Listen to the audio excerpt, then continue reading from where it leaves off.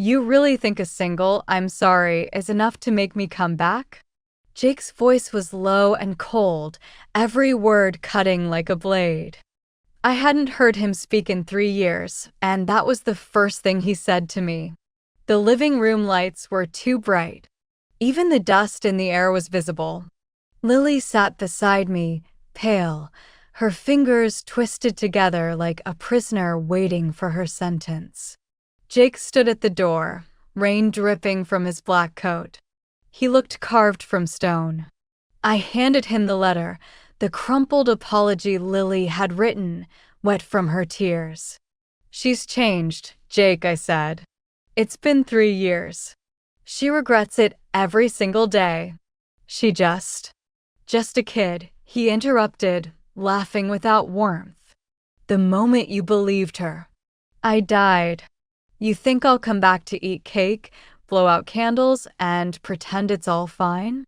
You're still that naive." The door slammed shut. The sound hit like iron to the chest. 3 years ago, one sentence split my life in half. "Mom." Uncle Jake touched me. Lily was 13, crying in my arms, voice trembling, eyes too real to doubt. Sunlight streamed through the curtains, lighting her face, glinting off her tears, and I believed her. I didn't think. I only wanted to protect her. The next day was our family barbecue. Smoke drifted from the grill in the backyard. I walked into the kitchen, holding tongs, and saw Jake slicing meat. "We need to talk," I said, my hands shaking. He turned, smiling. "What's wrong?" I told him, word by word. The accusation. He froze, knife halfway down, then slowly set it on the counter. "What did you just say?" Before he could react, I slapped him. Hard. His head jerked sideways. In that moment, the laughter, the smell of grilled meat, everything vanished. "Get out. Stay away from her," I shouted. Jake just stood there, eyes wide, hurt, stunned. I grabbed my phone and called the police. The barbecue ended in chaos. Red and blue lights flashed outside the windows.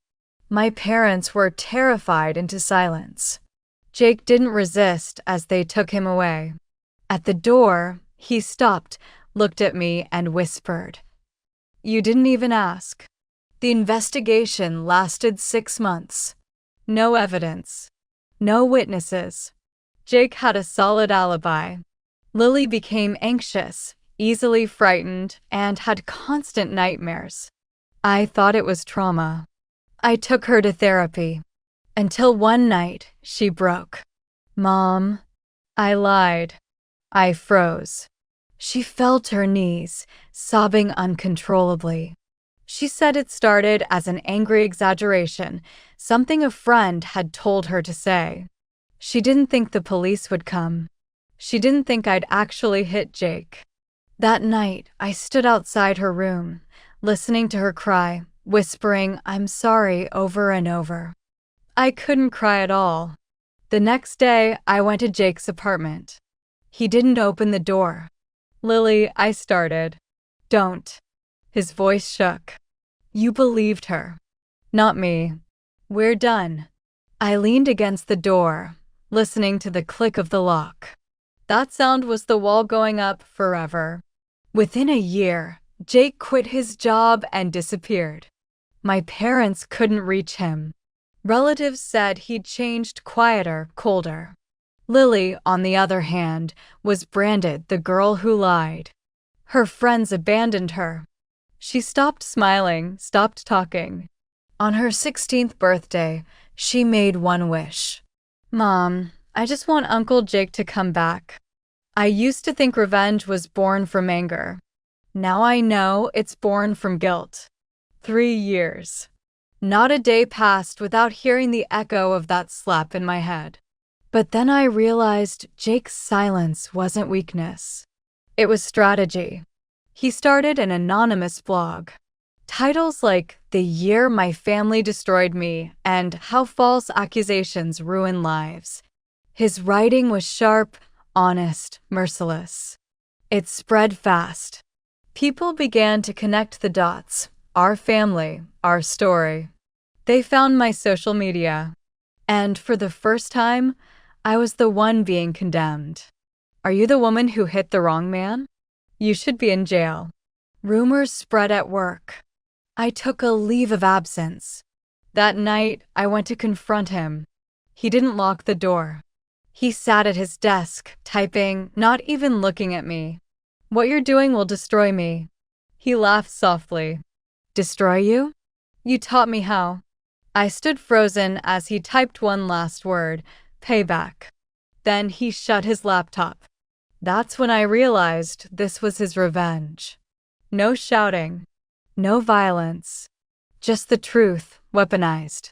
Months later, Lily was cornered by classmates in the school bathroom. Someone spat on her. Your family's disgusting. She came home and slit her wrists. We got her to the hospital in time. I was desperate. I went to Jake again. She's 16. She knows she was wrong. Please stop. I begged on my knees. He looked down at me for a long time, expression empty. When you hit me, you thought I was guilty too, didn't you? Jake. I just want you to understand something, he said quietly. When the truth finally comes out, the wounds don't heal. They rot. They stink. They make it impossible to breathe. I couldn't say a word. Days later, he published one final post.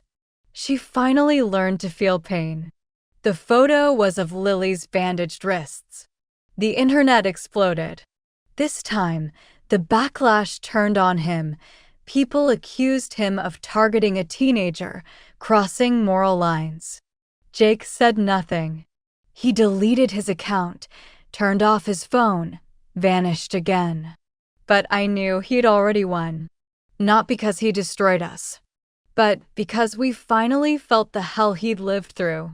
Spring came. Jake showed up at my parents' house. His hair was shaved.